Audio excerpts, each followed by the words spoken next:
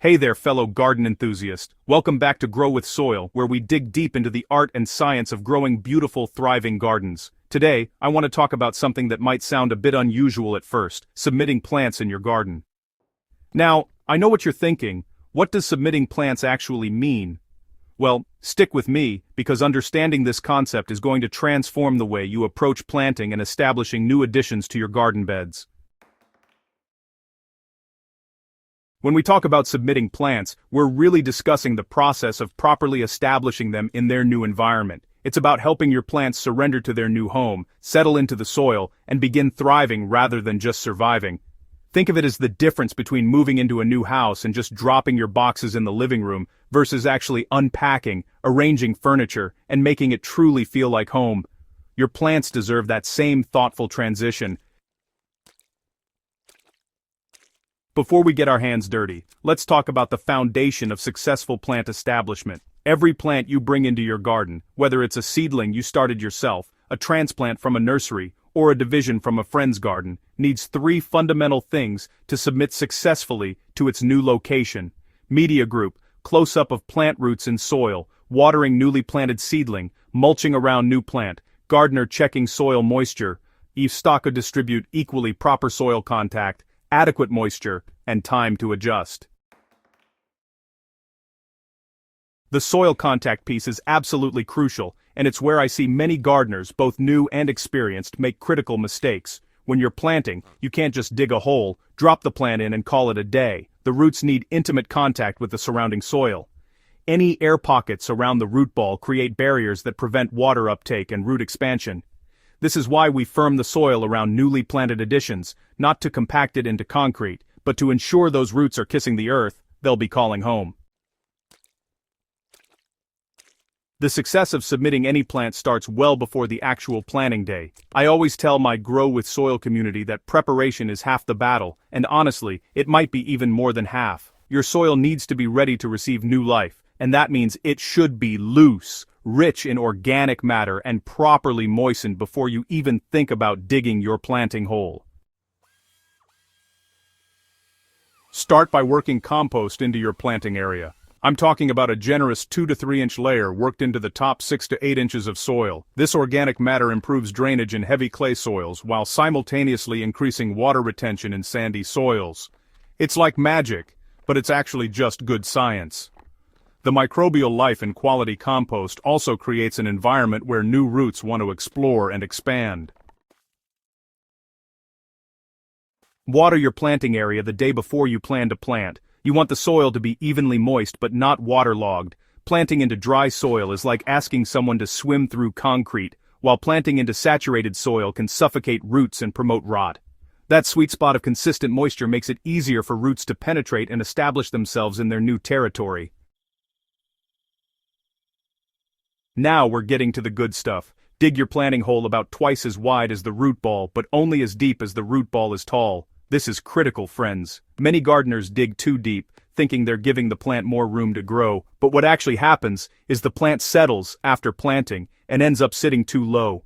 This can lead to crown rot, stem disease, and all sorts of problems you definitely don't want to deal with. When you pull your plant from its container, take a moment to examine the roots. If they're circling around the root ball, what we call being root-bound, you need to gently tease them apart. Use your fingers or even a clean knife to make a few vertical cuts through the circling roots. I know it feels counterintuitive to damage roots, but trust me on this. Those circling roots will continue circling even after planting unless you intervene, and eventually they'll strangle the plant. Place your plant in the hole so the top of the root ball sits level with or slightly above the surrounding soil surface. Fill in around the roots with your amended soil, working it in gently with your hands. This is where that intimate soil contact I mentioned earlier comes into play. As you add soil, press it down firmly with your palms, not your feet, which can overcompact, to eliminate air pockets while maintaining good soil structure. Create a shallow basin around the plant by forming a slight rim of soil in a circle about 6 inches beyond the root ball. This water-catching basin will direct irrigation and rainfall right where you want it, into the root zone. over the first growing season. This simple feature can make the difference between a plant that thrives and one that merely survives. Here's where many gardeners think they're done, but we're just getting started. That first watering after planting isn't just about providing moisture, it's about settling the soil and ensuring complete contact between roots and earth. Water slowly and deeply, allowing the water to soak in rather than run off. You should use enough water that the entire root ball and surrounding soil is thoroughly moistened. For most transplants, this means applying 2 to 3 gallons of water slowly over 10 to 15 minutes. The first few weeks after planting are absolutely critical for successful submission. Your plant is adjusting to its new environment, growing new roots and acclimating to different light, wind and temperature conditions than it experienced in the nursery or indoors. During this establishment period, consistency is your best friend. So, you'll want to check soil moisture every day for the first week, and then switch to every other day for the next few weeks. The goal here is to keep the soil consistently moist but not waterlogged. As the roots start growing beyond the original root ball, usually after about 3 to 4 weeks, you can start to gradually reduce how often you water, while increasing the amount of water you give each time. This actually encourages deeper root growth, which in turn leads to more drought-tolerant and resilient plants. Mulching around your newly planted plants, well, it provides enormous benefits. You should apply a 2 to 3 inch layer of organic mulch, like shredded bark, leaves, or even straw around the plant, but make sure to keep it a few inches away from the stem. This mulch helps moderate soil temperature, conserve moisture, suppress weeds, and, as it breaks down, it gradually improves your soil. Honestly, it's like giving your plant a cozy blanket and a slow-release fertilizer all at once.